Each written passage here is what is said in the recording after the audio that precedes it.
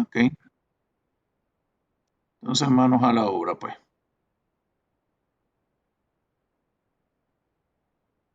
Oh, shit. Ya que aquí hay algo que... Voy a arreglarlo de una vez para que no moleste. Ok. Entonces aquí quedamos en esto. Bueno, entonces quedamos en esta parte que era la de el troubleshooting del proceso de selección de rutas de BGP. Entonces hay que tomar en cuenta una cosa. BGP, pues como ya se dieron cuenta, pues usa una gran cantidad de variables que son los atributos para decidir qué ruta es la mejor. Y tiene su proceso de selección de rutas que hay que sabérselo, pues si no, ni modo, esto no va a caminar. Y entonces efectivamente ahí es en donde se nota claramente la diferencia entre BGP y los IGP normales. O sea, pues si hablamos OSPF, hablamos de IGRP. Sí, el 30. Ah, sí, claro. No, no, el 30 no terminamos después, tranquilo. No se preocupen, eso lo arreglamos ahorita. Entonces, como les decía, OSPF e IGRP, pues ellos se basan en el ancho de banda como una de las métricas principales para saber qué hacer. A BGP, pues se supone que cuando alguien monta BGP porque tiene, se supone, los suficientes recursos para hacer las cosas. Sinceramente.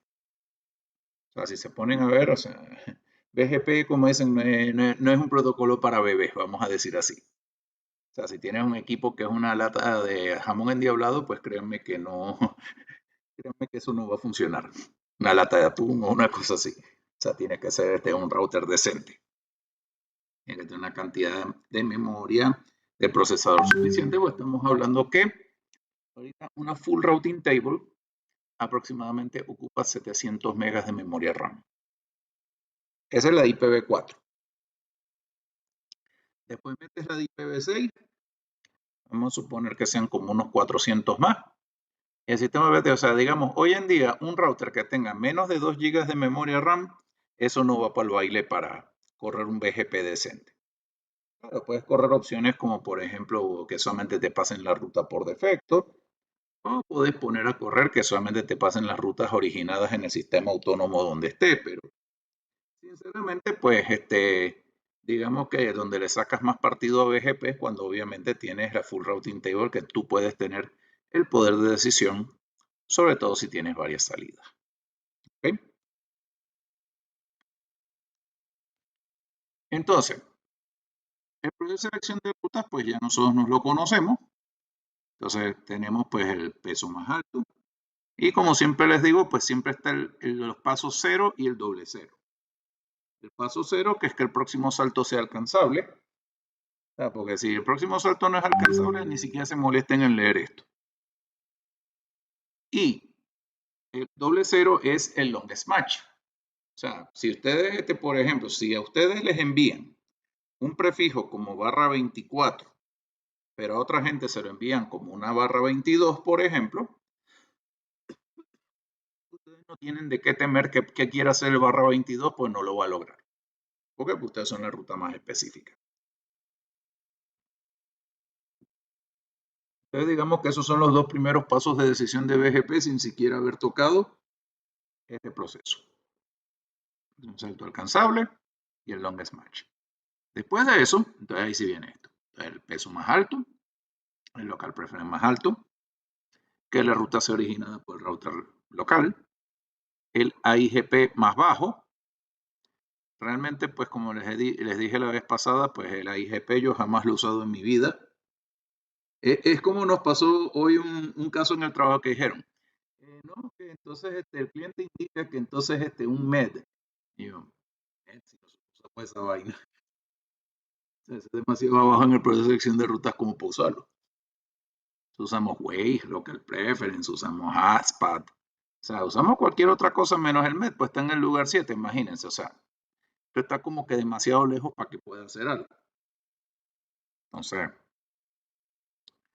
la IGP, como les digo, jamás lo he usado en mi vida. el ESPA más corto, el código de origen, que es que el IGP o por comando network sea preferido a una ruta redistribuida o de origen incompleto. El MED más bajo, preferir el EBGP o el IBGP, tiene sentido, porque la distancia meditativa de EBGP es 20, la de IBGP es 200.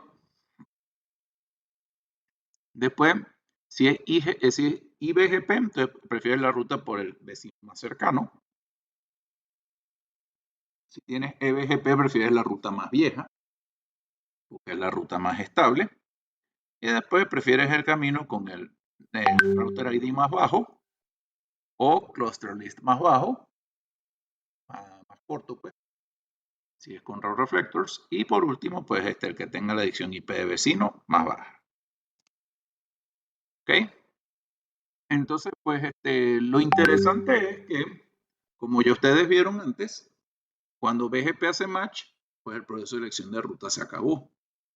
O sea, no es que es una sumatoria de permisos, una sumatoria de atributos, una sumatoria de nada que ver. O sea, si por ejemplo tú hiciste que ganara por weight, cuando lee que es el peso más alto, se acabó el proceso de selección de ruta. O sea, es como las listas de acceso, first match. O sea, llegó la primera condición que te hace tener un ganador, se acabó el proceso de selección de ruta, ya no tengo que seguir más para abajo. Entonces, pues digamos que siempre lo ponen así como para que no haya nunca un empate, que al final siempre quedará uno. Al final solo quedará uno, pues. Pero ciertamente, pues es first match. ¿Okay? Entonces, pues pensando en eso, entonces primero buscas el peso. El peso más alto es el que gana. Si hay empate, vas al local preference más alto. Entonces, si no hay local preference más alto, seguimos que la ruta por quién fue generada. Entonces recuérdense que ahí cuando te hablan de locally originated significa que primero lo que tienen prioridad es que la ruta sea originada en el router que están analizando. La segunda opción sería que el router que están analizando sumarizó la ruta, entonces ese es un segundo lugar. Y el tercero es que venga de un vecino, simplemente. Después el AIGP, que solamente se chequea solamente si está configurado. No he visto en mis tantos años así trabajando en service provider, no he visto a alguien usar el AIGP en mi vida. No digo que no haya un loco que lo utilice, pero honestly, no. Después está el ASPAT, que el ASPAT entonces la cadena más corta es la que gana. O sea, tú en tu objetivo, pues en BGP buscas pasar por la menor cantidad de sistemas autónomos posible en tránsito. ¿Ok? Entonces, por eso, si ves el ASPAT más corto, pues entonces es el que gana. Después es el código de origen. Entonces aquí solamente hay dos códigos posibles que son el I de IGP y el signo de interrogación de origen incompleto. Entonces, I es que lo pusiste por comando network, por summary address o porque está en la tabla de enrutamiento y te lo aprendiste. O sea, que te enseñé un vecino que lo haya tenido en su tabla de enrutamiento antes. Si el origen es incompleto, entonces sería porque es una redistribución. Y ahí vas a ver el famoso signo de interrogación. Después viene el MED. Entonces el MED más bajo es el que gana, pero como vieron en su momento, hay truco. ¿Por qué? Porque el MED más bajo resulta que el MED empieza en 0. Entonces, por defecto, si tú a una ruta le pones MED y a otra no, la que no tiene MED es la que gana, porque es 0 por defecto. Cosa que honestamente no debería ser así, pero bueno, como casi nadie utiliza eso, pues entonces, ¿qué más? Ya que importa. Después el EBGP preferido sobre IBGP, ya hablamos de eso de la distancia administrativa. Lo siguiente entonces sería la métrica del IGP, se compara para llegar al vecino, o sea, el próximo salto, pues. Entonces, si la métrica es la misma, pues tenemos que seguir al siguiente punto, que sería, pues entonces, si son caminos EBGP, buscar la ruta más vieja porque es la más estable.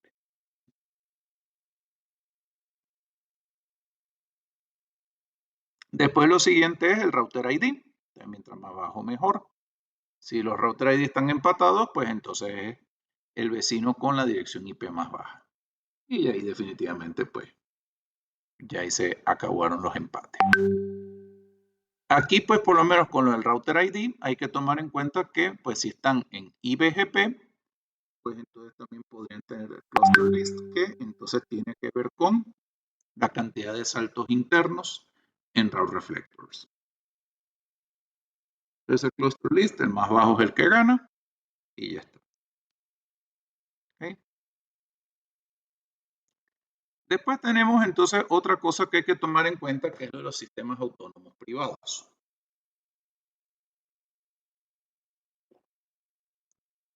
Si ustedes se acuerdan, pues entonces en IPv4 tenemos un rango de direcciones privadas, o sea, tenemos tres, de hecho, uno en clase A, en clase B y en clase C.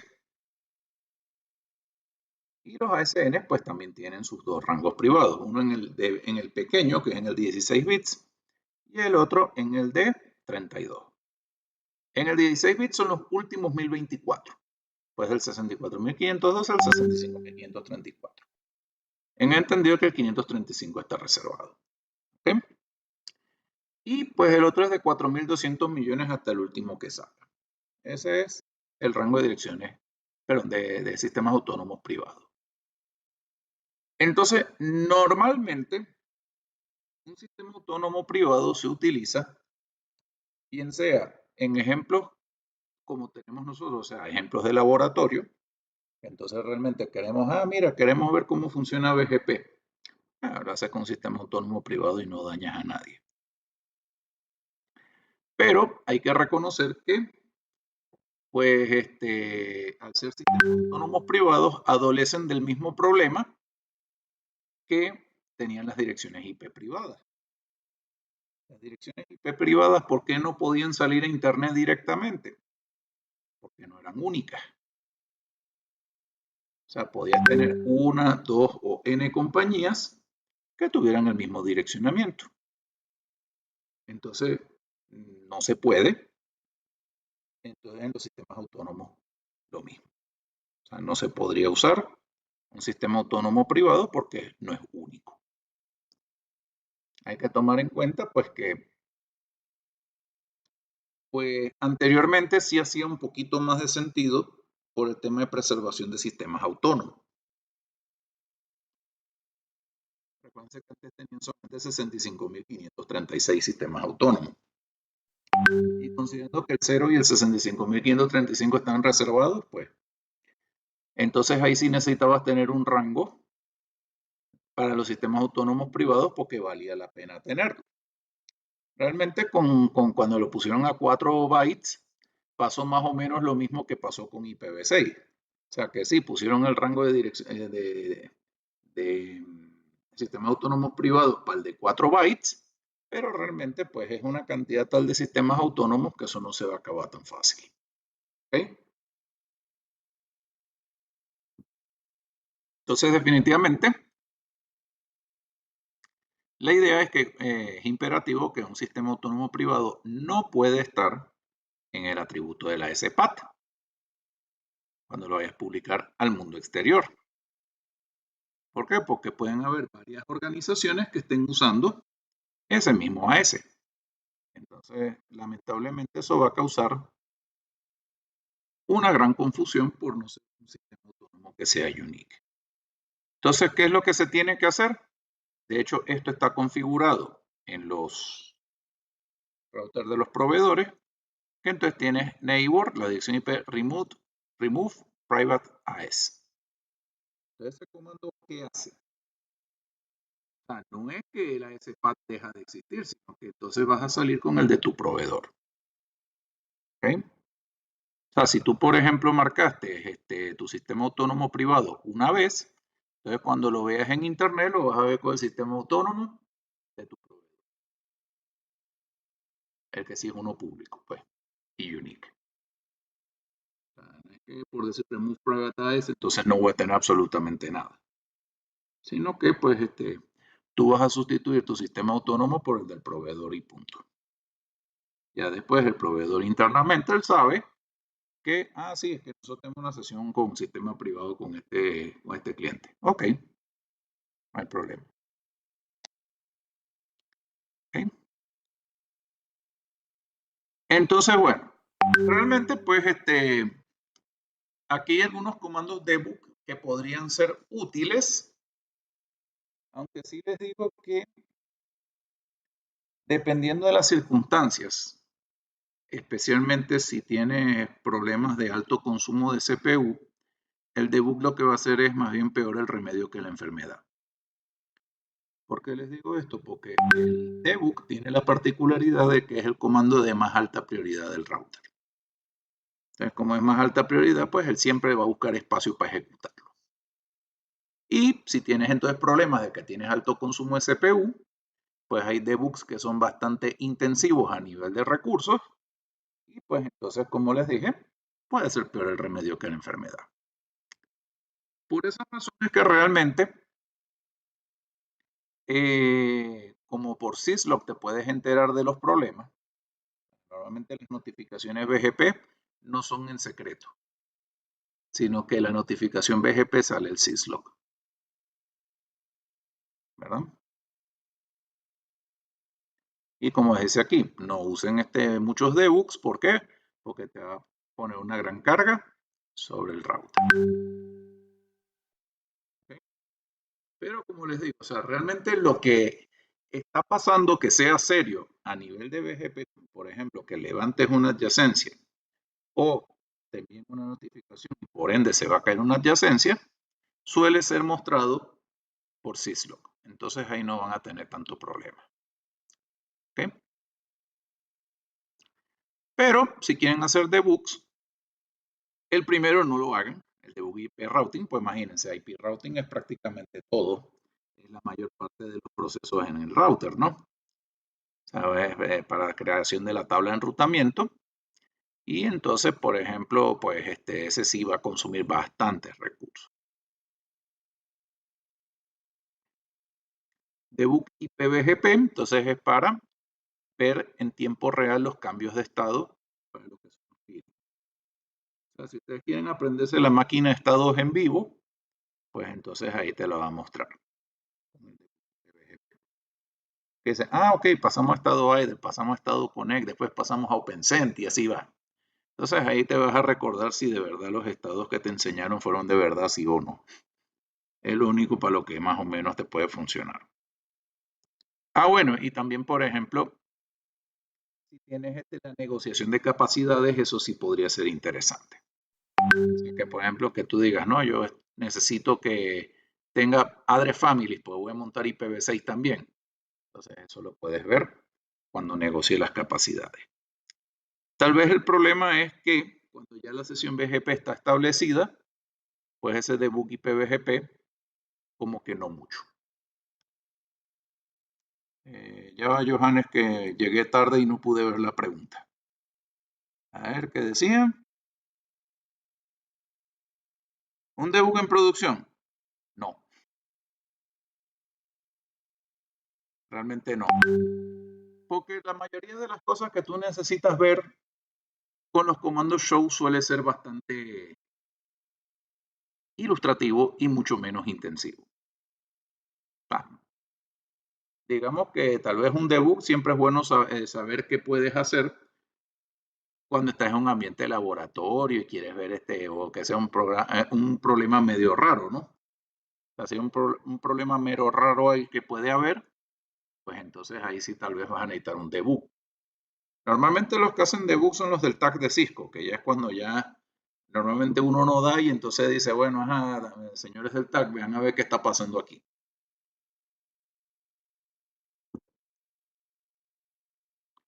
Porque así, sinceramente, el único comando show que es una pesadilla de hacer si tienes pocos recursos es el Show Tech Support. Ese comando, como es muy intensivo, pues te lanza show lo que a ti se te ocurra. De hecho, un comando Show Tech Support en un router grande te puede tardar como unos 15 minutos en solamente sacar el comando, para decirte todas y cada una de las cosas que tienen que decir. Entonces, ese es el único comando show que realmente, pues, y es el primero que te piden en los tags, que es lo chistoso del caso. Ah, no, sí, envíame el show tech support del equipo. Es donde uno dice, ¿qué hice yo para merecer esto? Casi que es donde uno dice, coño, ese es el momento en el cual uno desearía que la esclavitud volviera a existir. Coño, tenemos a alguien que haga esa vaina, porque la verdad que es bastante fastidioso. Y bueno, también entonces tienes lo que es el debug IPVGP Updates, que es mucho más pesado que el debug IPVGP porque pues cambios en la tabla BGP pues hay todo el tiempo. O sea, porque hay rutas que pueden ser porque subieron, porque cayeron, porque cambiaron atributos, porque cambiaron filtros, etcétera. Entonces ahí pues todo eso implica un update. Entonces realmente pues ese es un comando en el cual de verdad hay que estar muy seguros de qué es lo que quieren buscar, porque es una tonelada de información. Y realmente está difícil de saber. Yo lo mandé silenciar. Ah, coño. No, no me paró bola. Ajá, ahora creo que sí. Pues yo le había dicho que yo le había quitado el sonido, pero como no le puse compartir, entonces no lo aceptó. Pinche pendejo esto. Ajá, perdón.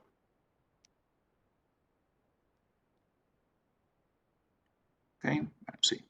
Ya me aseguré que eso está así. Ok, entonces no sé si tienen alguna pregunta, alguna duda hasta aquí. Vamos bien.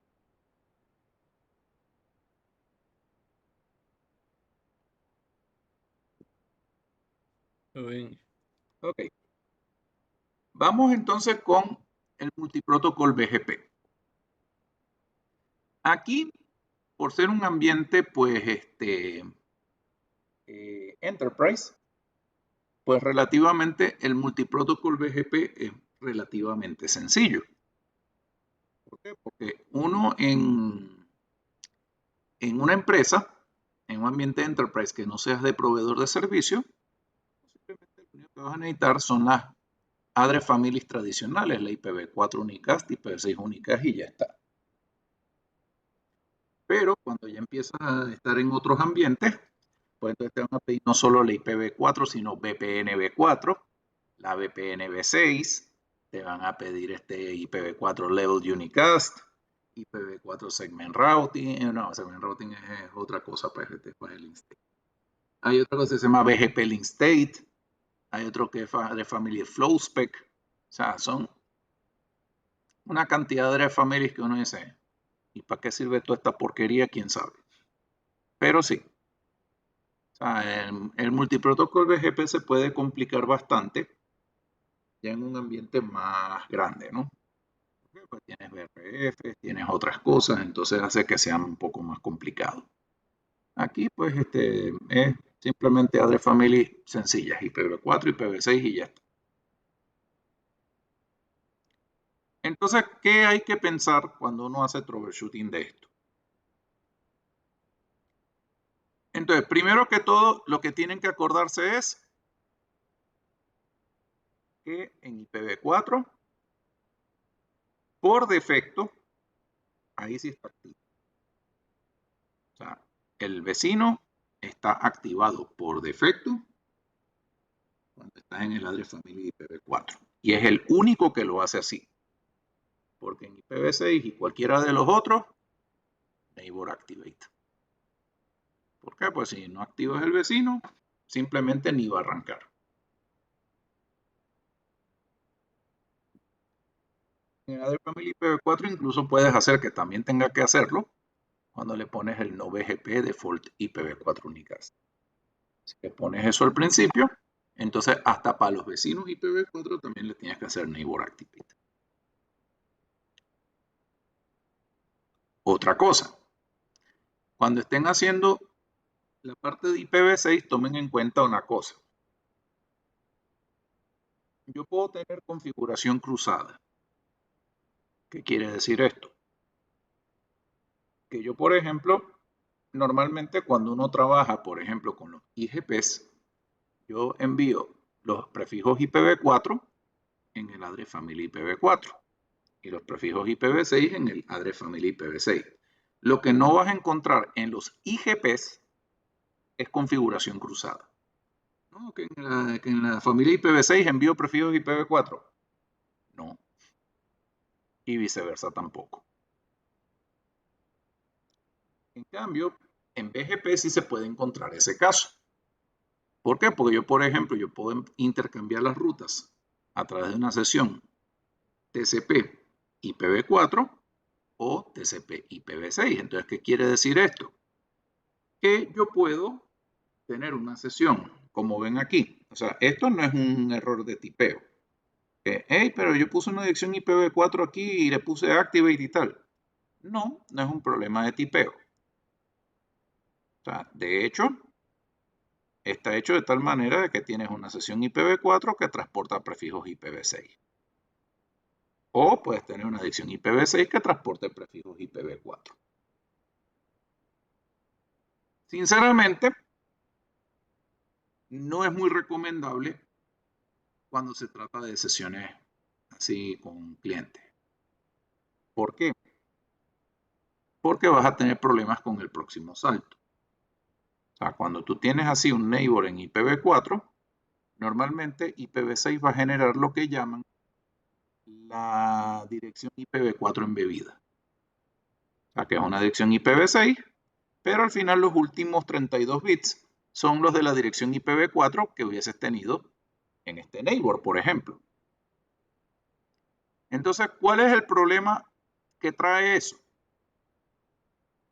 No está muy difícil de figurarlo, de imaginárselo.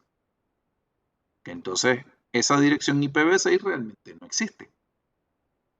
Entonces, ¿qué les va a tocar? Tener que hacer un roadmap para cambiar el próximo salto. Lo que pasa es que la link local siempre te la va a generar cuando trabajas con IPv6. Lo que sí va a pasar es que normalmente tú vas a hacer sesiones BGP con la dirección global. ¿Por qué? Porque como la idea es que TCP puede hacerlo a más de un salto de distancia, con una link local sería imposible hacer eso. Entonces en IPv6 la dirección pues link local pues va a salir automáticamente, o sea, prácticamente tú no vas a tener que hacer nada para eso. Lo que sí tendrías que hacer es configurar una dirección IPv6 global, que es la que vas a usar para el peering. Puede ser igual la misma historia con una loopback, como quieras, pero sí siempre la idea es que tiene que ser una dirección global. Por el tema de que, como te digo, si por ejemplo usas la loopback para configurar BGP, ahí jamás eso va a funcionar con una link local. Ahí jamás eso va a funcionar ahí con eso. ¿Ok? Entonces, a pesar de que tú tengas un vecino con dirección IPv4 para trabajar con el address family IPv6, pues tú ves que los networks que están aquí son networks IPv6 en toda regla. ¿Ok? Tienes dos address families, uno para todos los prefijos IPv4 que tengas a bien configurar y todo para los prefijos IPv6. Entonces, ahí la idea es que entonces creas el address family, entonces, y otra cosa importante, las políticas no son generales. ¿Qué quiero decir con esto? Que si yo tengo que hacer políticas para IPv4, las hago en el address family IPv4. Si necesito hacer políticas para IPv6, no por el hecho que las hice aquí, significa que en IPv6 están. O sea, literalmente son dos temas separados, así estén usando la misma dirección de peering para dos sesiones, un IPv4 y un IPv6, las políticas tienen que ir en los dos lugares. Con el agravante, no tanto aquí en iOS XE como les muestra, pero en iOS XR, por ejemplo, pasa algo muy importante, que si tú tienes eBGP y no tienes política, simplemente no vas a intercambiar nada. Es decir, iOS XR te obliga, y se los digo así, te obliga a ponerle política entrante y saliente al peering. En iBGP no le importa, pero en eBGP es obligatorio. Si no, simplemente ese peering, ok, no es que no levante, pero te va a salir siempre en cero prefijo. Y te va a salir un signo de admiración en el cual te van a decir, ¿sabes algo? Tú como no le pusiste política, pues yo no estoy dejando ni entrar ni salir nada de aquí. O sea que literalmente ese peering literalmente no sirve para nada. ¿Ok? Eso es por si en sus trabajos tienen algún lugar que trabajen con iOS XR, que no se sorprendan si les pasa eso. O sea, es obligatorio en eBGP colocar una política. En IBGP pues me da igual, pero en eBGP obligado.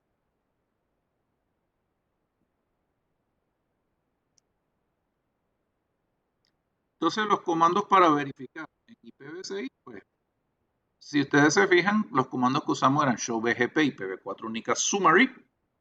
Pues entonces aquí yo digo show BGP IPv6 única summary. O show BGP IPv6 únicas neighbor. O show BGP IPv6 únicas para decir la tabla BGP y así sucesivamente.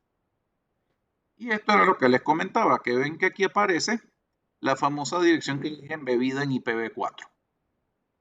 Entonces, si ustedes miran este prefijo, sí, o sea, es válido porque está el asterisco, pero nunca es seleccionado como mejor ruta. ¿Por qué?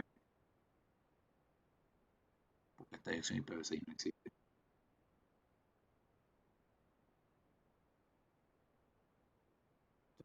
Una dirección que se crea es como hacer una especie de dirección a pipa. Cuando la hacen en IPv4 es como una especie de eso. No es exactamente eso, pero es para que tengan la idea de cómo funciona. Literalmente es algo que no te va a servir como próximo salto. Entonces, por eso es que ven que aquí tienen un roadmap que tienen que hacer, que change next hop para poner un next hop que sea creíble. Y ya después de eso, entonces, ahí sí vas a tener entonces esta ruta, pues como seleccionada. ¿Okay? Entonces, eso es lo que tienen que tomar en cuenta, que una ruta IPv6 no puede tener un salto IPv4. Entonces, por eso es que se crea esto automáticamente, pero literalmente eso es para que el BGP no diga, mira, te mando una notificación porque te falta un atributo, ¿no? Tan importante como el próximo salto. Te pone algo así como una especie de trampa para que, bueno, sí, para que crean que sí tiene un próximo salto, pero realmente no es alcanzable y por eso entonces no sale el best. Cuando le haga este cambio en el roadmap, ahí sí con mucho gusto aparecerá como visible. Por eso es que eso se llama hacer pasos de más. Y realmente pues el direccionamiento IPv6 ni que fuera escaso para decir, no, es que no puso una dirección IPv6 para hacer peering IPv6 exclusivo. Definitivamente no es el caso. Realmente, si ustedes se ponen a ver, pues yo pongo por lo menos nosotros lo que hacemos para las WAN es una barra 126. Y ya después de eso, pues sí se asignan bloques barra 48 decentemente para los clientes para que ellos dividan su IPv6 como Dios manda.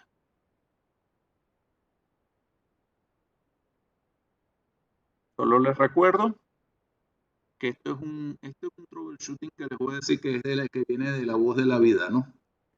Que es que el prefijo con máscara más grande que puedes tener en IPv4 es un /24.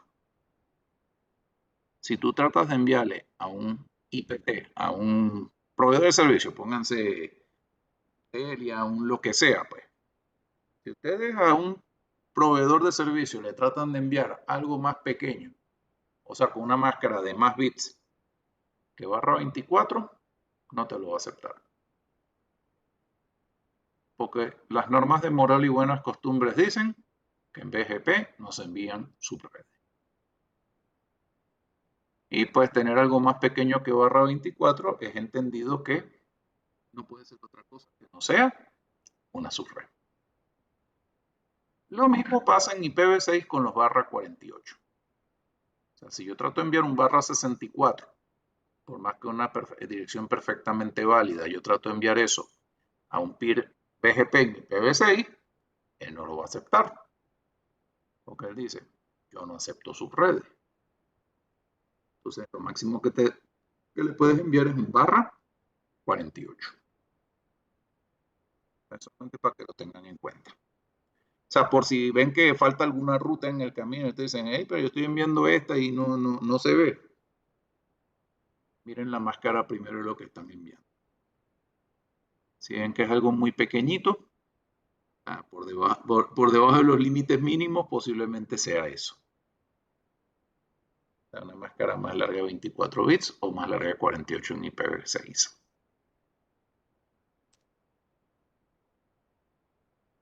Entonces aquí, pues, si tienen una sesión BGP IPv6 como Dios manda, con una dirección IPv6 de global, entonces ahí no vas a tener ningún problema relacionado con alcanzabilidad de próximo salto. Neighbor activity, listo. ¿Okay? Y aquí si ven, pues entonces que aquí no hay ningún tipo de problema con respecto a la aceptación del prefijo, porque este próximo salto sí es un próximo salto perfectamente viable en IPv6. Es algo que existe, lo puedes alcanzar y por eso te sale instalado correctamente. ¿Okay? Y bueno, eso es lo que nos faltaba de BGP en el curso. ¿Okay? Entonces, no sé si tienen preguntas, dudas, inquietudes. Vamos bien ahí. Vamos bien. Ok. Entonces, ahora vamos con esto, el roadmap y conditional forwarding. Esto lo vamos a hacer bien rapidito. ¿Por qué? Porque resulta que esto ya ustedes lo han visto cuando se trabaja con BGP, porque es un protocolo policy-based routing. O sea, que ya hablar de lista de distribución, de prefix list y esas cosas, pues ya se supone que ya lo hicieron. O sea, aquí lo único que va a cambiar es que vamos a hablar de lo que llaman el conditional forwarding, o también conocido como PBR. El PBR, no sé si han oído hablar de él, que se llama Policy Based Routing. Para que tengan una idea, Policy Based Routing es algo así como que yo les diga de esta forma. Ustedes cuando están trabajando con la tabla de enrutamiento normal, imagínense que ustedes tienen chofer. Entonces, cuando tienen chofer, significa que pues, la persona, pues él maneja y tú no tienes que preocuparte de nada, pues. Entonces, trabajar con Policy Based Routing es tú decirle a ese chofer, mira, párate de ahí que me toca a mí. Entonces, tú eres el que vas a manejar ahí. Eso es lo que es el Policy Based Routing. Entonces, en este ejemplo, pues el chofer sería la tabla de enrutamiento. Entonces, tú normalmente, cuando trabajas con términos normales, sin hacer PBR ni nada por el estilo, pues entonces la tabla de enrutamiento te lleva y te trae para todos lados. Para tener chofer, pues. Cuando tú pones PBR, cuando tú pones Policy Based Routing, tú dices, no, aquí para estas rutas tú vas a hacer lo que yo diga y no lo que dice la tabla de enrutamiento. De eso es de lo que se trata esto. Ahora, tomen en cuenta lo siguiente. Un gran poder, como dice el dicho, conlleva una gran responsabilidad. ¿Por qué ese Policy Based Routing? Les puedo decir por experiencia propia que puedes colgar un switch de core si haces las cosas como no es.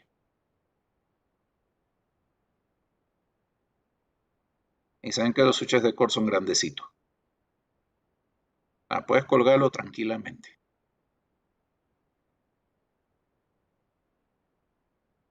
Entonces, por eso, pues la idea es que si vas a hacer algo, trata de hacerlo de una manera que sea organizada.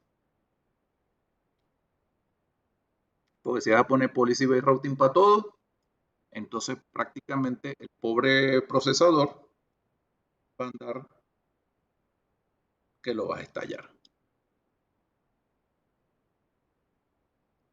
Y eso yo lo vi en vivo. O sea, un 6500, que es un animal literalmente de equipo, pidiendo perdón por algo.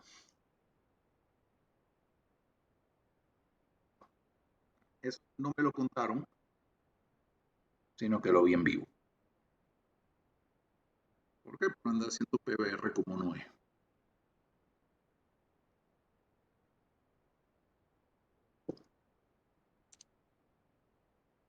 Entonces, bueno. Entonces, pues el conditional match, pues sabemos que pues esto se hace pues para cambios masivos. Para hacer cambios de rutas, puedes hacerlo para, por ejemplo, filtrar rutas, para añadir rutas. Y pues entonces aquí en el conditional match tenemos dos variantes. Tenemos una que es la tradicional, que serían las listas de distribución, con access list, con prefix list, para access list, que es lógica binaria, permitir o denegar. Aquí no hay otra cosa que se pueda hacer. Ya después, si le agregas el roadmap, entonces ahí sí le añades sabor al asunto. ¿Por qué? Porque además de hacer lo típico que haría cualquier filtro que se conoce, adicionalmente puedo modificar atributos y puedo violar la ley que dice de que estas cosas son first match. First match es, llega un match, hago lo que dice ahí y se acabó la historia. En cambio, cuando yo tengo entonces pues el roadmap, pues entonces yo puedo darle continue, o sea, que puedo seguir adelante, puedo hacer otra cosa y que no sea first match. Que no es lo que normalmente se hace, bueno, y eso es otra cosa, pero se puede hacer.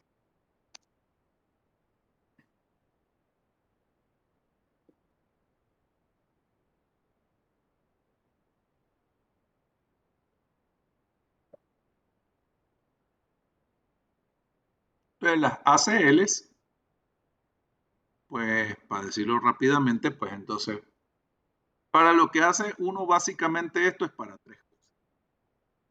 Para identificar rutas, como filtro de paquetes, o sea, hacer un packet filter, estilo pues el firewall de la primera generación. Tú simplemente hacías, pues, un filtro normal de paquetes. O a calidad de servicio o para identificar redes cuando vas a hacer un filtro de enrutamiento. Si se ponen a ver, todos estos sistemas, ACL, Prefix List, AES-PAD, etcétera, Community List, todos esos utilizan una lógica if-else, que es lo que te dice aquí que pues compone entradas de control de acceso, que identifican la acción a ser tomada y el criterio de clasificación. Entonces tú dices, si el paquete tiene una X cosa que yo quiera ver, como por ejemplo, si es ACL o prefix list, es un prefijo, es una dirección IP. Si es ASPAD access list, es un ASPAD. Si es una community list, es una comunidad. Entonces, si yo veo esa comunidad ACL, prefijo, lo que haya utilizado, entonces yo decido si permito o deniego.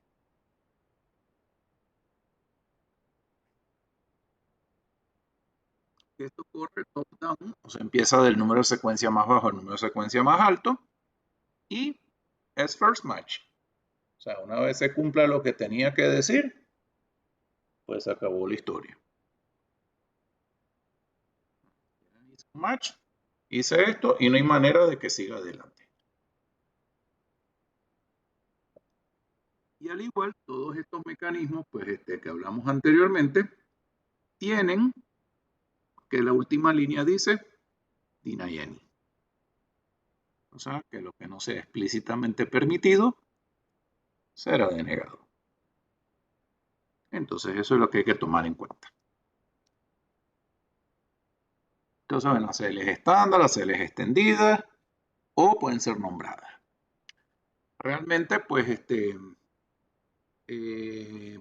se pueden usar cualquiera de las dos y se usan de las dos, o sea, tanto numéricas como nombradas. Lo que pasa es que la ventaja de la nombrada es que con el nombre te puede dar una idea de qué es lo que está haciendo con solo mirar el nombre. En cambio, pues con un número, puede ser que a la semana ya ni te acuerdes de qué era lo que hacía. Y lo otro también es en el orden en que escriban las sentencias, con los números de secuencia, por supuesto, en ese orden se van a ejecutar. Entonces, por eso es muy importante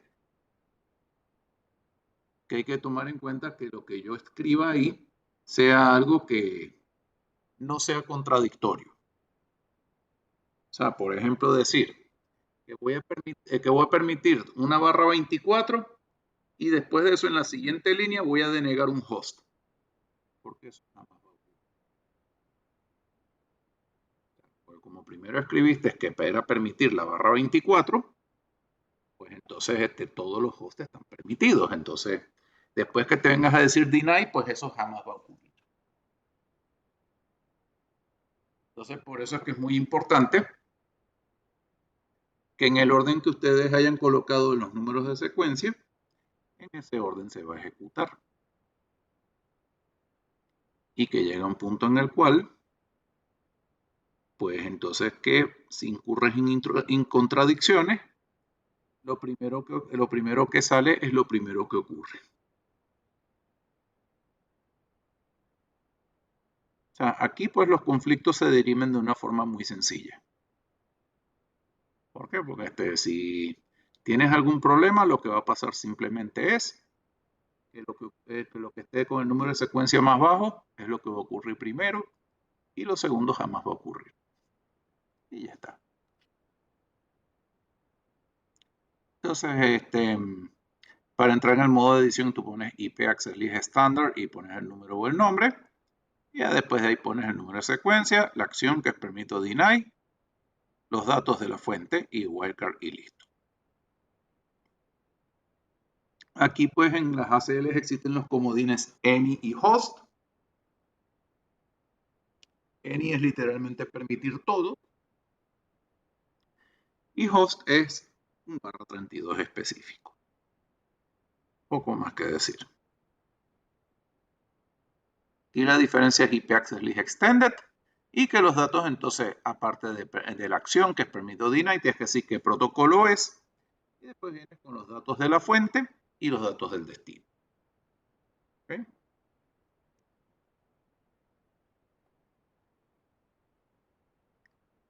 Entonces, si yo voy a usar una ACL para IGPs, ya por eso se dan cuenta que la gente no lo utiliza así.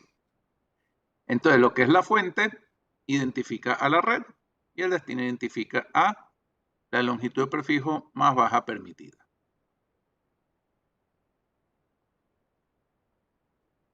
Entonces ya se dieron cuenta que la gente no utiliza ACLs para esto. Por lo general, la gente va a utilizar prefix list porque es algo mucho más cómodo de ver los rangos. Realmente, con ACL es ganas de complicarse la vida. ¿Okay? Y en BGP, pues entonces los datos de la fuente hacen match a la red y los datos del destino hacen match a la máscara. Solo tomen en cuenta que es lo que pues, hay que recordar, que las ACLs que se usan para este conditional match, a pesar de que sean extendidas, pues normalmente uno va a ir permit IP. O sea, no se van a poner a hacer permit TCP y con número de puerto y tal, porque realmente no es la forma en la que está intencionado funcionar. O sea, si ustedes quieren hacer un filtro de que puertos y cosas así, pues entonces hagan una CL normal, no una lista de distribución. ¿Ok? Pero por lo demás, pues ahí está. Esto pues ya lo vimos cuando se trabajó la parte de BGP, así que por eso es que estoy pasándolo bien rapidito, ¿no? Entonces la prefix list, pues entonces a mí me gusta llamarlo la versión evolucionada de las access list para el tema de identificación de prefijos. ¿Ok? Porque esta prefix list sí no está hecha para lo que es calidad de servicio, porque esto no está pensado para, por ejemplo, protocolos distintos a IP o IPv6. Entonces realmente esto está hecho específicamente para identificar las redes en el protocolo de enrutamiento cuando vayas a hacer filtro. Como esto está específicamente diseñado para eso, pues eso es el método preferido, evidentemente. ¿Ok? Entonces ahí puedes identificar una dirección IP específica cuando es /32, una red o un rango de redes o un rango de máscaras dentro de esa red. Entonces, pues es bien sencillo. Entonces vas a tener dos cosas, que es lo que llaman el Higher Order Bit Pattern y el Bit Count. El Bit Pattern es el tipo de, o sea, la red, por ejemplo, aquí cuando yo veo esto, este prefijo lo que me dice es que tiene que empezar en 192.168 y que la máscara es 16 únicamente. ¿Okay? Entonces digamos que en este Higher Order Bit Pattern con el Bit Count, lo que te arma es dónde empieza o cómo debe empezar el prefijo o el rango de prefijos que estás tratando de hacer. Ya después que le pones el less equal, greater equal o lo que sea, pues entonces ahí ya con eso, pues las prefixes se mueven mejor con eso.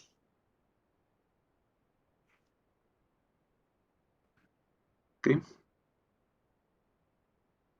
Entonces, pues básicamente es eso ahí. Y pues entonces aquí lo del prefix match, entonces aquí por ejemplo 10.168.00/13, lo que te dice que tiene que empezar en 10.168, que es el valor mínimo. Pero ven que estos 3 bits quedan aquí, que pueden utilizarlos pues tranquilamente desde el 168 hasta el 175, pues son 3 bits. De ahí es más 8. ¿Ok? Entonces, como ven, lo que les dice simplemente es cómo tiene que empezar la red. Y pues si por ejemplo tienes una máscara que no sea de las que son de octetos completos, vamos a decir, o sea, que no sea /8 o /16 o /24, pues entonces ahí, pues entonces te puede decir que entonces tendrías aquí desde el 168, 169, 70, etcétera, hasta el 175. Y aquí el greater equal es en donde te dice realmente la máscara dónde empieza. Aquí tú dices que yo quiero los prefijos que sean de máscaras mayores a 24 bits. La máscara 24, 25, 26 hasta 32.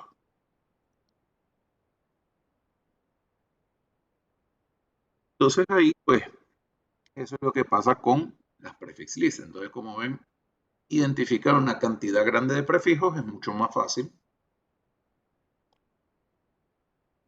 que trabajarlo con una serie.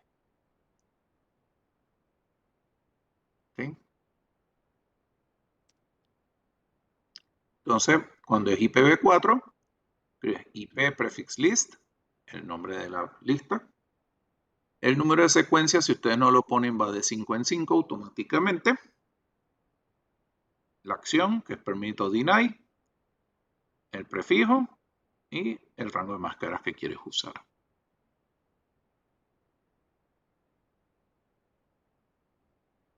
Entonces, las mismas reglas que conocieron ahí en las ACL, pues aplican aquí. En el sentido de que el orden de procesamiento top-down, del número de secuencia más bajo al más alto.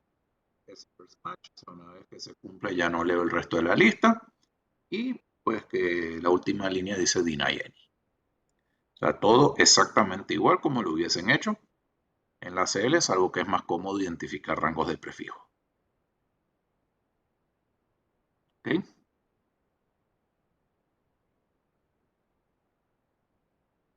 Con IPv6, pues la gran diferencia es simplemente que en lugar de poner IP prefix list, pues IPv6 prefix list.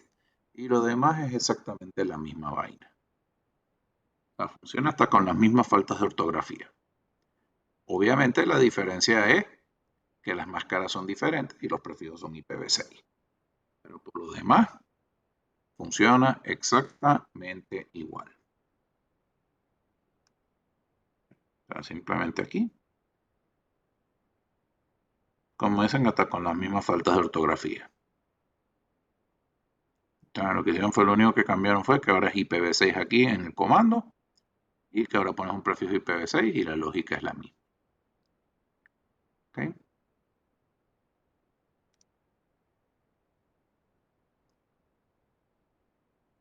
Entonces, esto fue un pequeño recordatorio de lo que se vio en el capítulo de BGP. No sé si de todos modos está alguna pregunta que quede pendiente por ahí.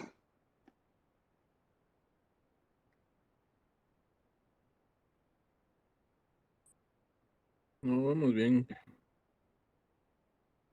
Dice, RFC 1918 es obligatorio colocarlo en la config. Tal vez para la empresa, no. Pero para los proveedores, indudablemente que sí, pues es un filtro el cual, como tú no puedes publicar al mundo exterior, a Internet, prefijos privados, digamos, lo del mundo de Enterprise es deseable utilizarlo. En el mundo de Enterprise es obligatorio utilizarlo. Porque si yo le envío a un proveedor de servicios prefijos privados, a menos de que estemos haciendo VPN V4, VPN V6, te van a decir, ¿qué estáis haciendo, no? Porque ahí sí, pues cuando tú trabajas con VPN V4, VPN V6, ahí te importa un carajo y pues tú envías los prefijos privados tranquilamente. Porque no los vas a enviar a internet precisamente. ¿Ok? Pero cuando se trata de IPv4 y IPv6 normal, pues en la empresa sería deseable colocar las RFC 1918 para no enviar prefijos privados y los proveedores están obligados a. ¿Okay?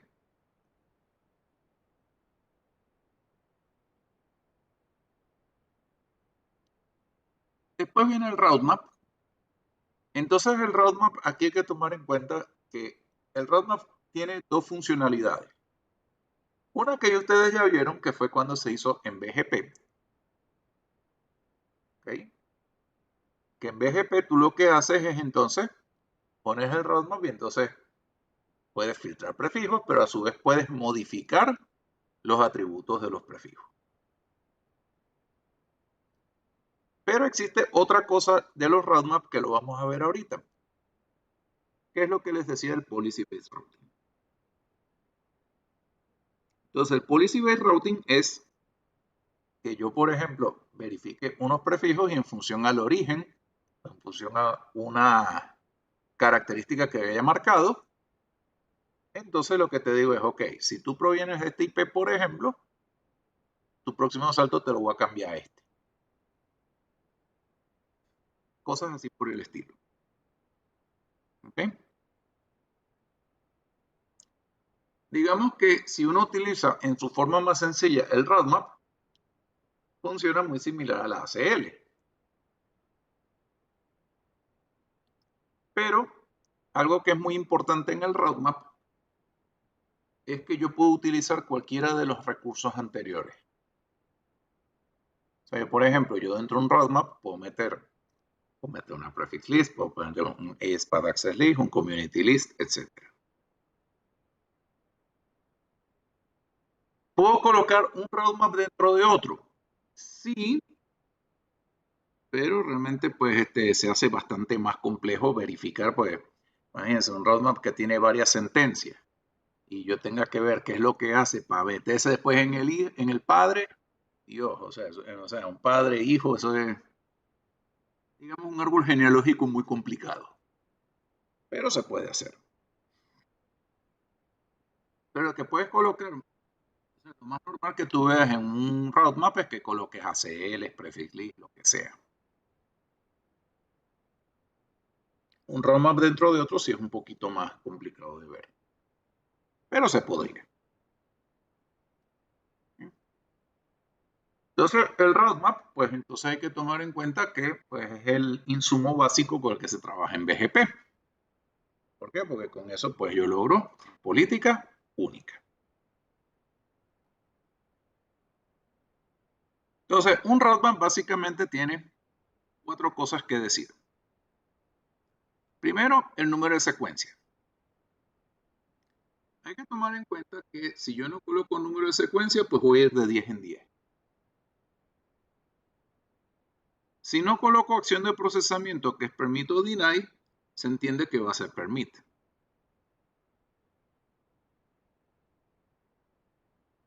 En el conditional match, entonces pongo la característica del prefijo por medio de atributo, por medio de ACL, de prefix list o de lo que haya elegido.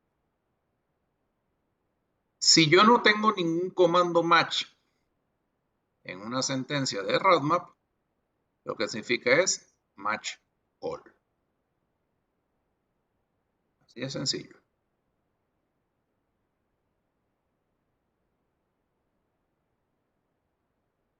Y tengo las opciones adicionales que serían los comandos set, que es lo que quiero modificar. O sea, quiero modificar un atributo, quiero modificar una comunidad, quiero modificar lo que sea.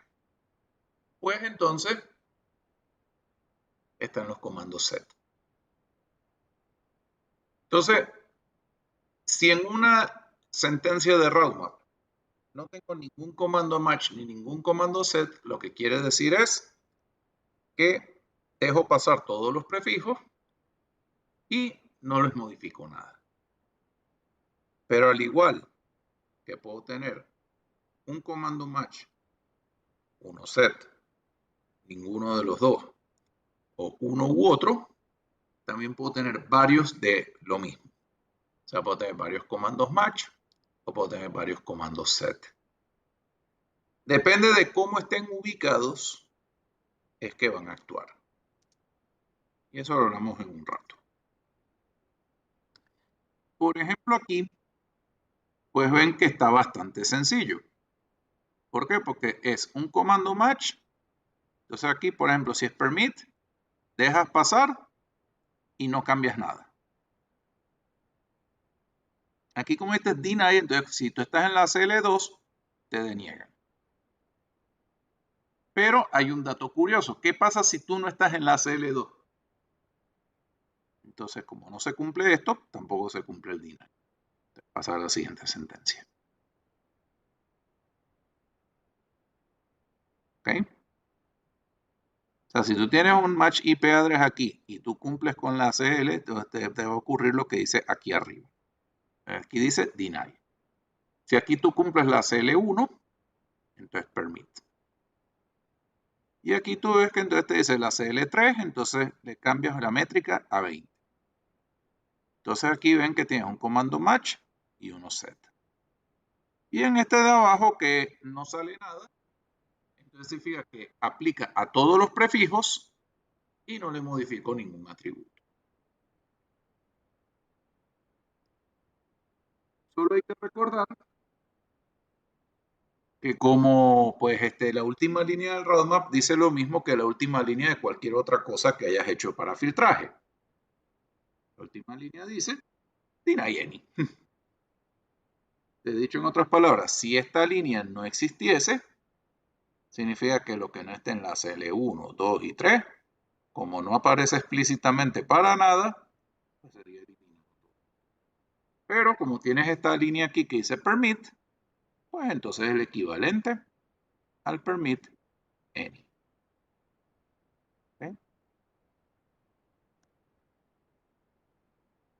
Entonces, dentro de los comandos match, ¿qué opciones tenemos? Tenemos hacer match de la SPAD, match del community. Hay match que pueden servir para cualquier cosa, pero por ejemplo, este es SPAD, community, local preference. Entonces, obviamente, estos pues son exclusivos de BGP. Por ejemplo, Match Interface es para cualquier protocolo, para cualquier cosa. Match IP Address también puede servir para cualquier cosa. ¿Okay? Match Metric también, porque hay que tomar en cuenta que el metric no es solamente para BGP.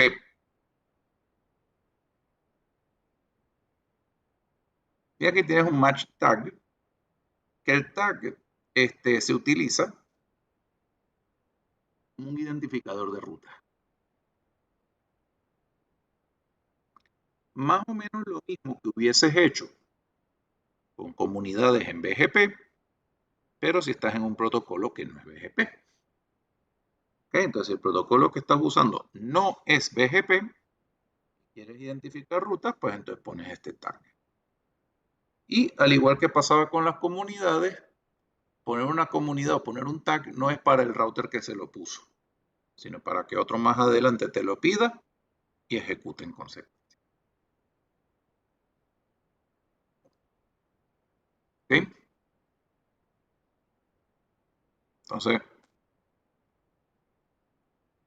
Entonces aquí ven, por ejemplo, que les dice que si tienes múltiples variables del mismo tipo, o sea, si tú, por ejemplo, tienes ahí dos ACLs, como por ejemplo esto que dice Match IP Address ACL1, ACL2, ¿qué pasa con esto? Como está hecho en horizontal, es un OR lógico. Entonces, con que cumplas una de las dos, ya es suficiente. Entonces, si tú tienes, por ejemplo, varios elementos del mismo tipo, o sea, varias ACLs, varias prefix lists, varias lo que sea, ¿verdad? Entonces, en horizontal representa un OR lógico. Con que uno de los dos sea verdadero, ya estuvo. En cambio, si está en vertical, es un AND lógico. Entonces, ¿qué pasa con este AND lógico? Que no solo tienes que cumplir la CL1, sino que tu métrica tiene que estar en 550 más o menos 50. Entonces, ¿qué significa eso? Que está entre 500 y 600. Entonces, si alguna de las dos condiciones no se cumple, ya no aplicas.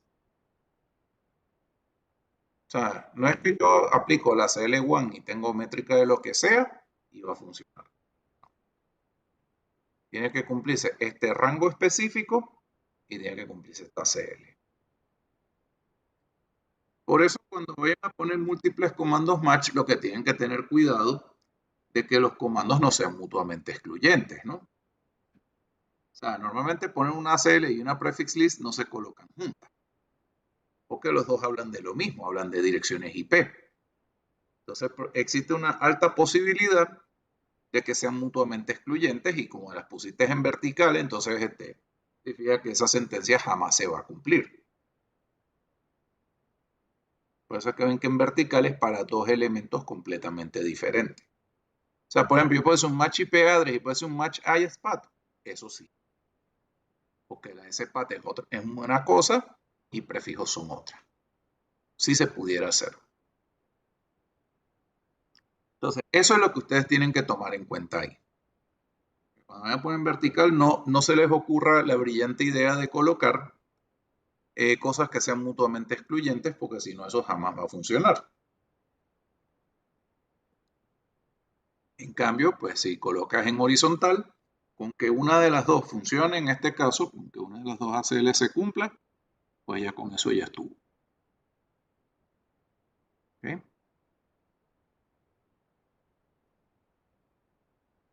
Y esta sentencia es equivalente al deny any, pues fíjense que deny 20 sin match, o sea, todos los prefijos hacen match y por eso te dice deny. Entonces, cuidado.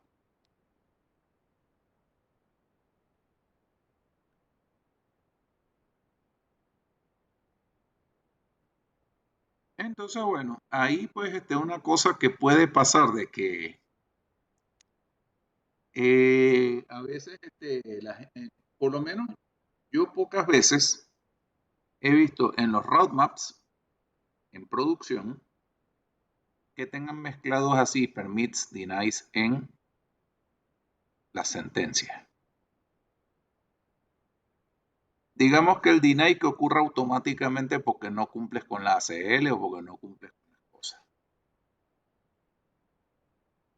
Porque poner esto en una ACL se cumple y entonces aquí tú dices normalmente es permite, entonces que te digan no, ahora es deny y tú dices, hey, ya va, ¿y esto qué es?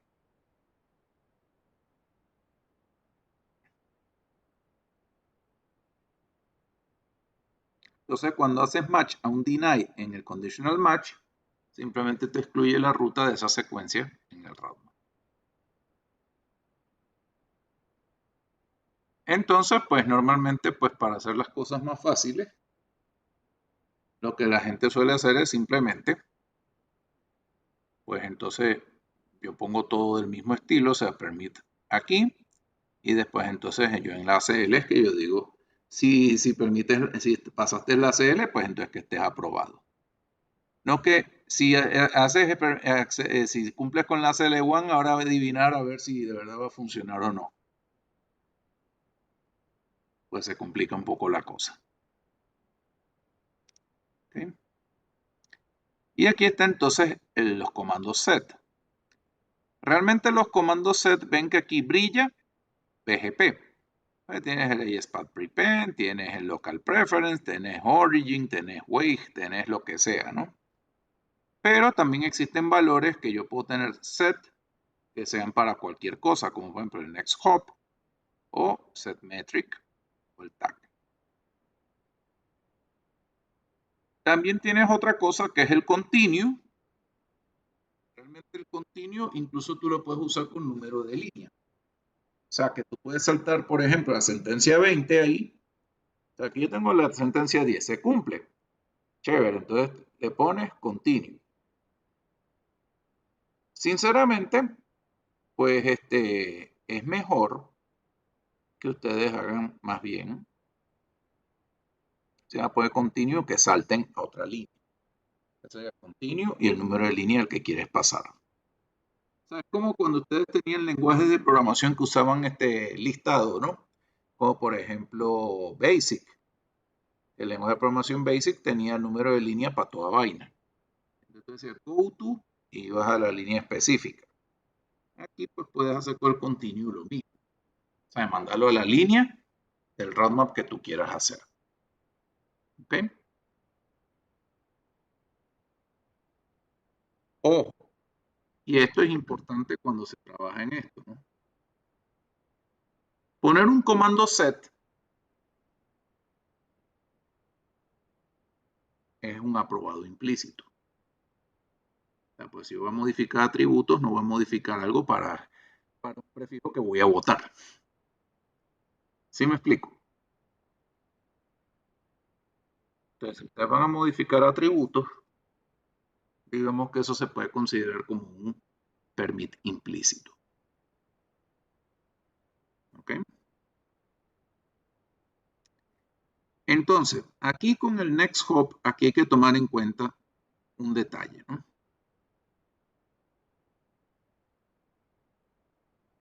Aquí les voy a poner algo para que a ver si les ha pasado alguna vez. ¿Cuál es la diferencia entre decir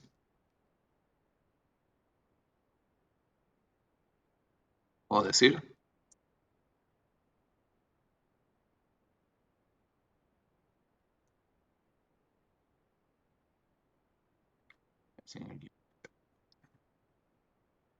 Entonces, ¿cuál es la diferencia entre decir set IP next hop y decir set IP default next hop? No sé si les ha pasado alguna vez.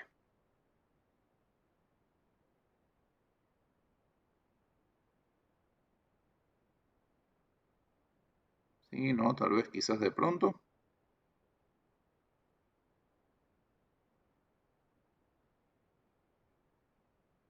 ¿Están vivos?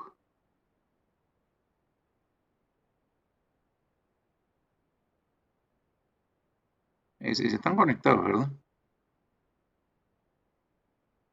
Bueno, eso es lo que pregunto yo, ¿no? Que si les ha pasado alguna vez esto, o sea, la diferencia entre esta línea y esta segunda, set IP next hop o set IP default next hop.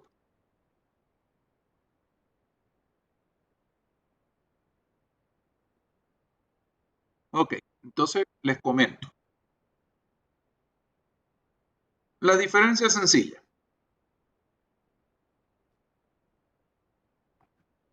Si yo trabajo con set IP next hop, yo lo que te estoy diciendo es tu próximo salto va a ser este y punto. Dicho en otras palabras, no voy a buscar en la tabla de enrutamiento, sino voy a hacer lo que diga aquí.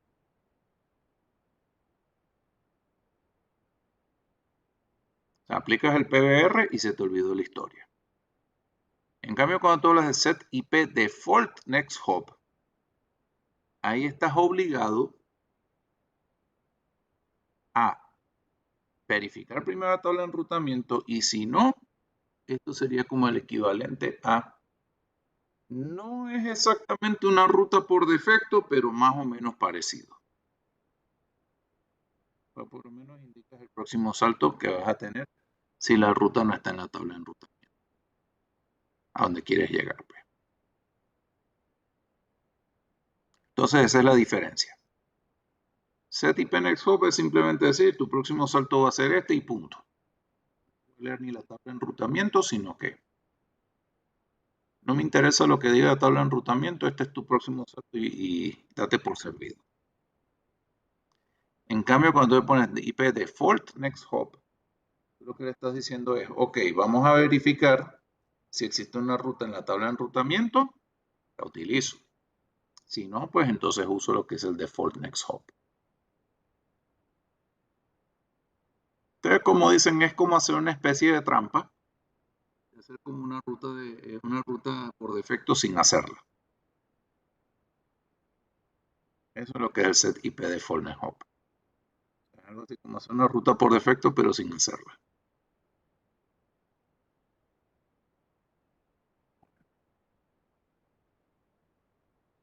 ¿Ok?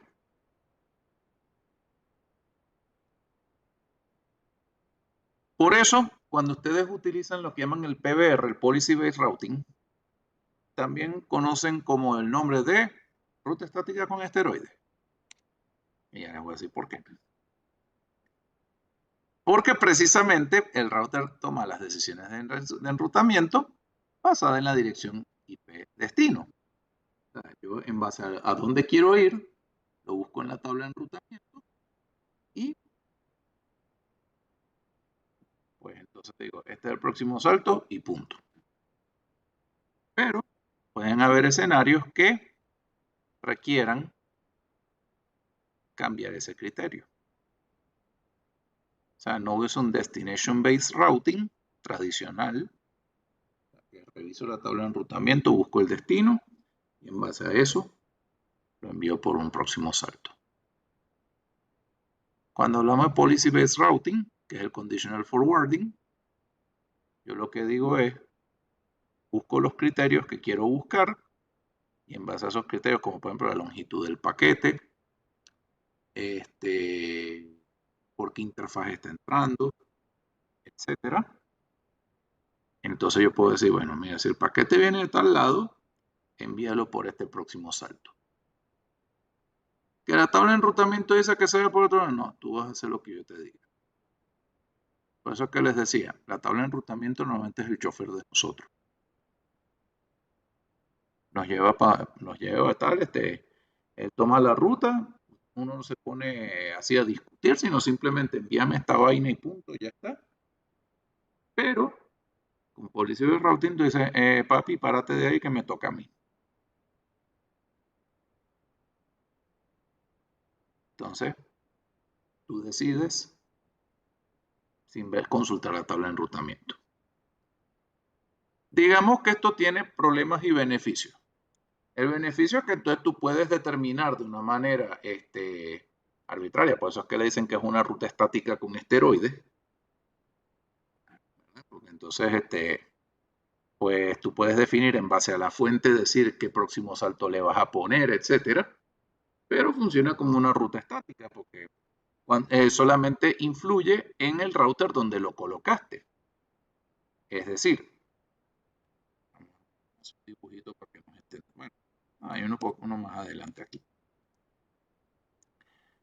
Yo aquí en R2 puedo poner una política que diga, si vienes de este prefijo, sube por aquí. Si vienes de este otro, vete por aquí. Eso está fácil, ¿verdad?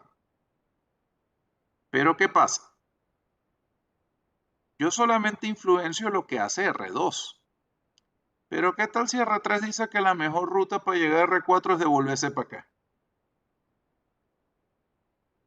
Entonces, tremendo loop de enrutamiento.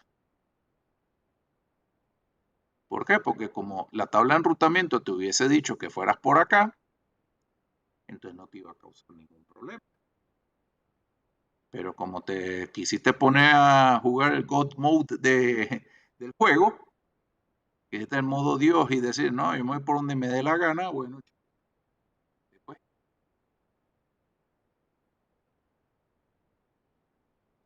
Entonces, por eso es que hay que estar muy pendientes y hay que tener cuidado de que cuando vayan a hacer un policy based routing, a ver qué opinan los que están.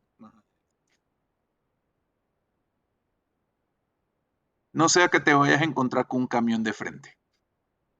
¿Ok? Entonces, bueno, seguimos con esto. Entonces, el policy based routing básicamente es el envío condicional de paquetes basado en características diferentes a la dirección IP destino. Entonces, ¿qué podríamos chequear en el PBR? Bueno, podríamos chequear protocolos, SMP, TCP, UDP. Puedo funcionar con la dirección IP fuente. Recuerden que todo el enrutamiento funciona con destinos. O podría funcionar en base a los dos. Fuente y destino. No o destino. ¿Okay?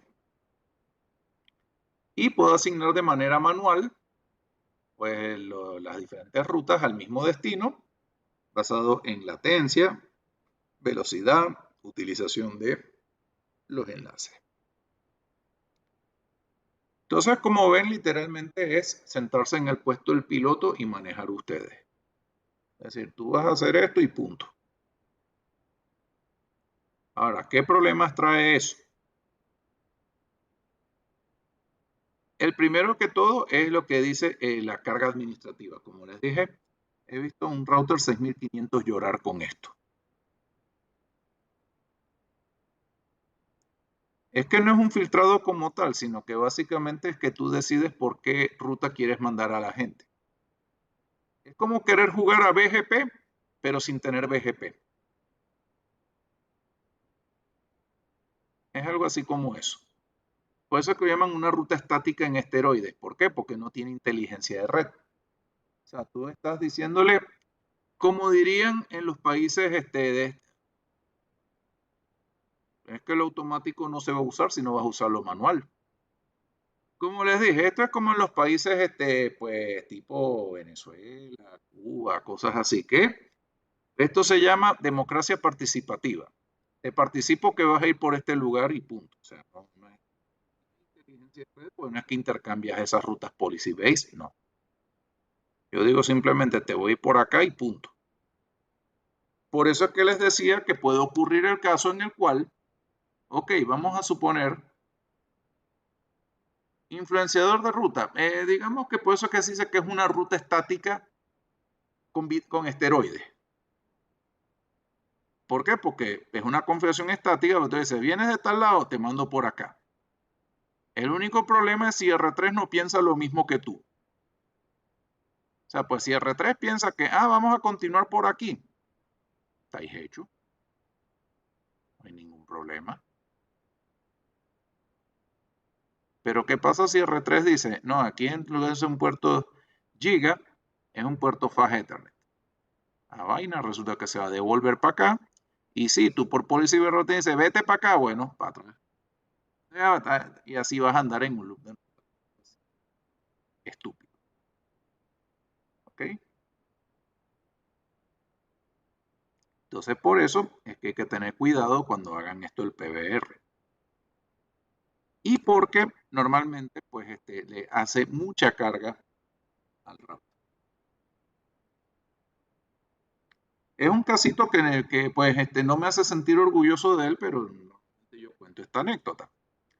Estamos montando un wireless LAN controller en una universidad conocida aquí de la ciudad. No vamos a decir el nombre. Eso me lo reservo, pues se dicen los pecados, no los pecadores, ¿verdad? Y entonces dijimos, bueno, ok, vamos, resulta que dice, bueno, no, que necesitamos enviar el tráfico para otro lado porque el enlace a internet no vamos a usar el que está aquí, sino vamos a está en otro edificio. Ok, muy bien, entonces dijimos, bueno, vamos a hacer un PBR y mandemos esa vaina para allá. Ah, bueno, maravilloso. Cuando era la red wireless funcionando con pocos usuarios, porque la gente no sabía que la red wireless estaba ahí, pues, no, como dicen, a las mil maravillas. El problema es cuando le metiste 3000 usuarios a esa vaina. Entonces, como les dije, un router 6500 lo vi llorando a 99% sostenido de CPU. Da igual. Era un Cisco, pero eso es lo de menos. Porque no era el wireless LAN controller el que te daba el problema. El que te daba el problema era el equipo de core, que estaba a tal cantidad de procesador de esa vaina que pues evidentemente se colgó. No Cisco era.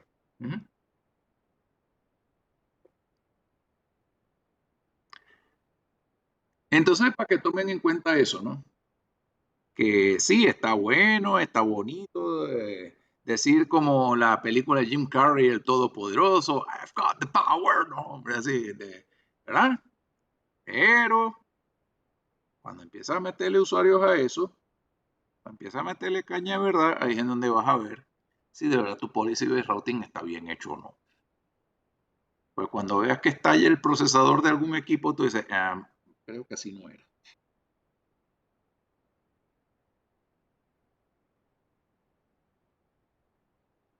Por el tema de que no tiene inteligencia de red. O sea, tú le estás diciendo, es como que estás bypassando literalmente la tabla de enrutamiento. Entonces, el tráfico que venga a este lado, pues lo bypasseo y hace lo que yo quiera. Muy bien, asume las consecuencias. Y por supuesto, el troubleshooting es más complejo de hacer. ¿Por qué? Bueno, pues si se ponen a ver cuál es el problema que tenemos aquí.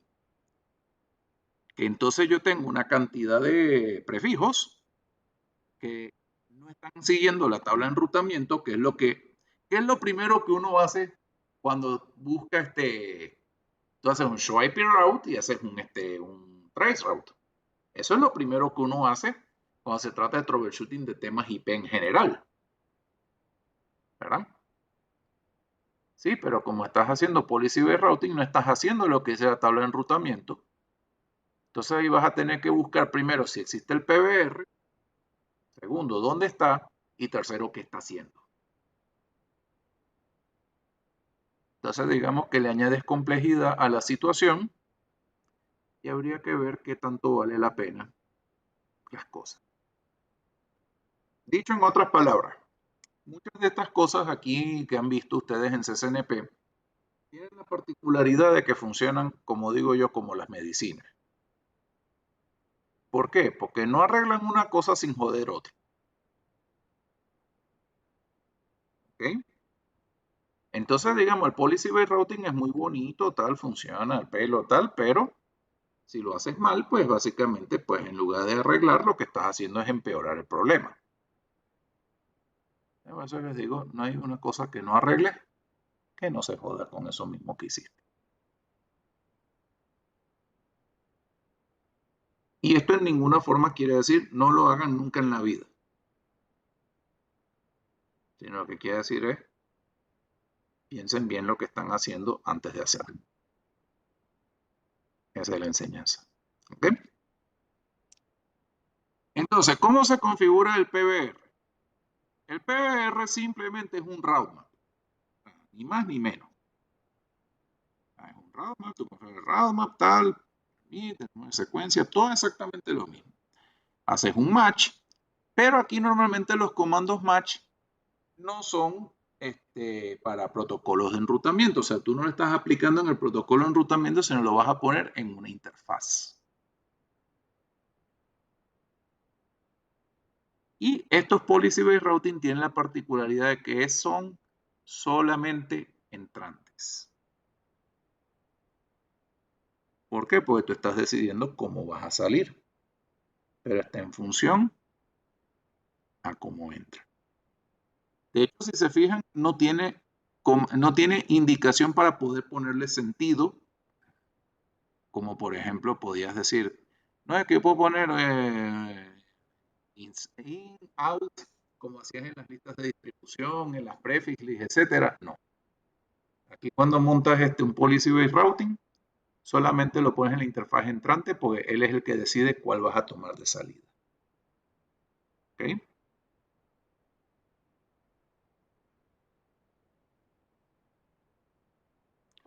Entonces aquí, pues con el set IP Next Hop o Default Next Hop, tú puedes colocar hasta 4.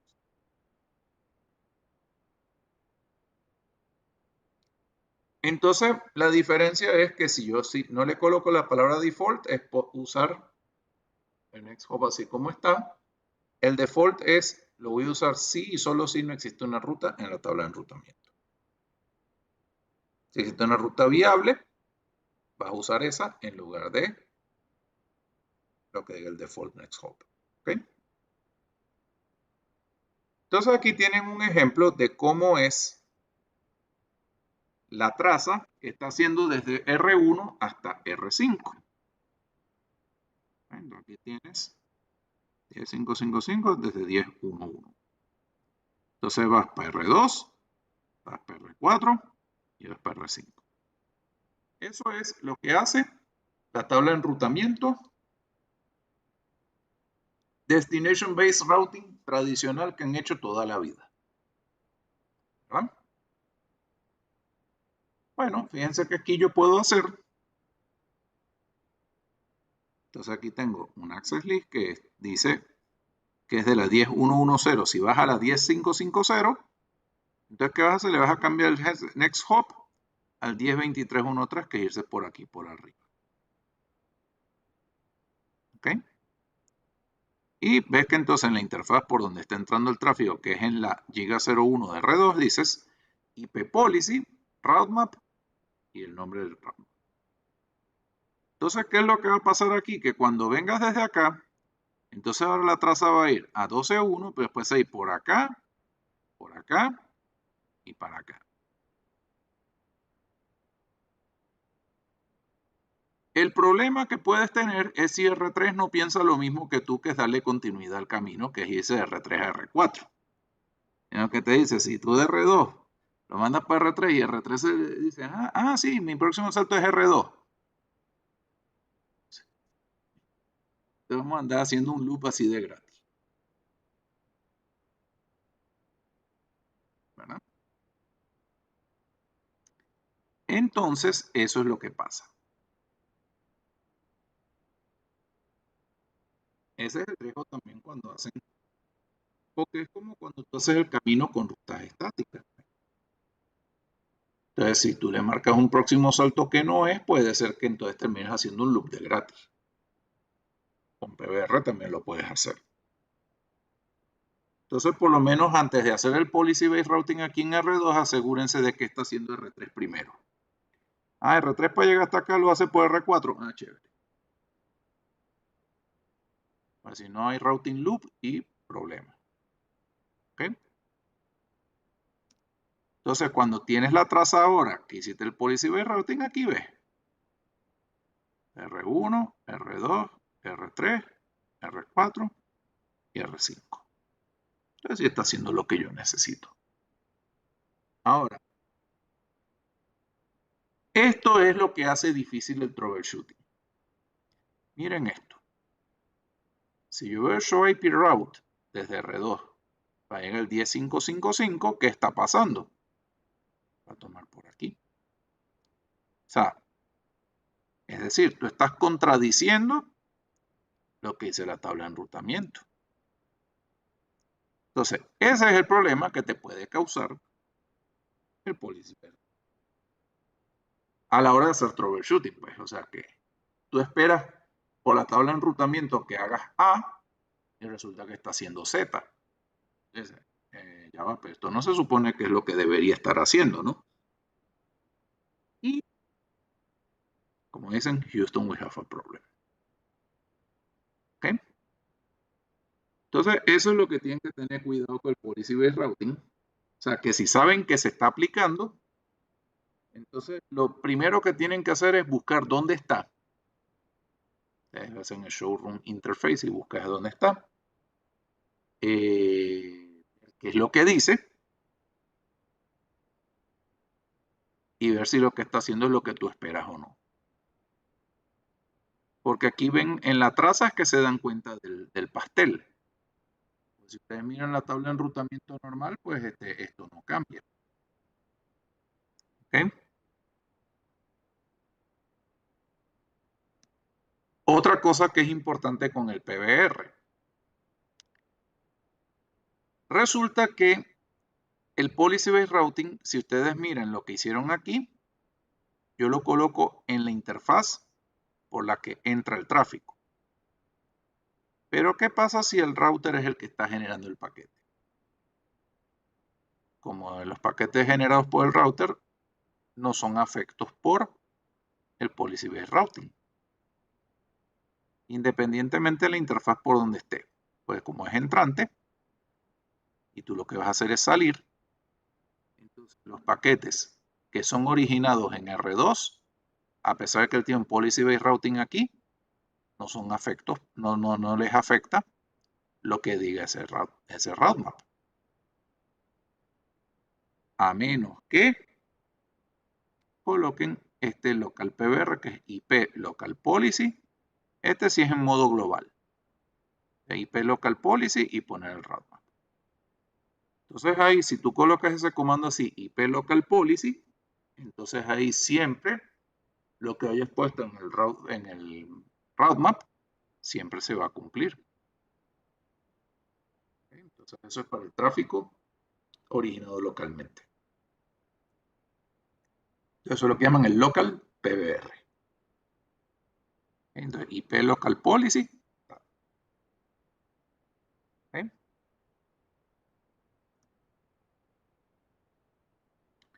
Y es en modo global que colocan IP Local Policy, Route Map, Local PBR.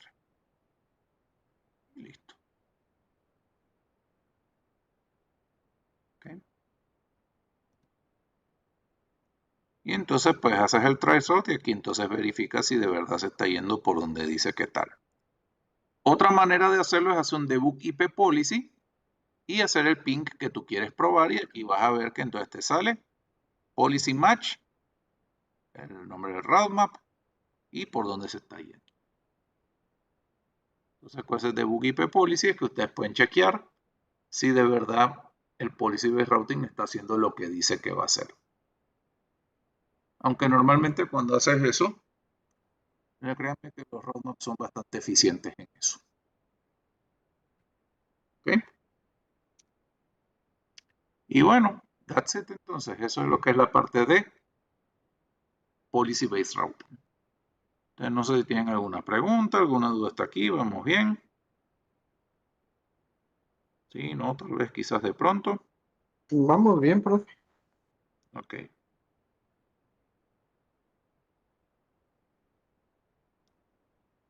Bueno. Ok, entonces hoy va a pasar algo que normalmente no ocurre. Que se llama irnos temprano.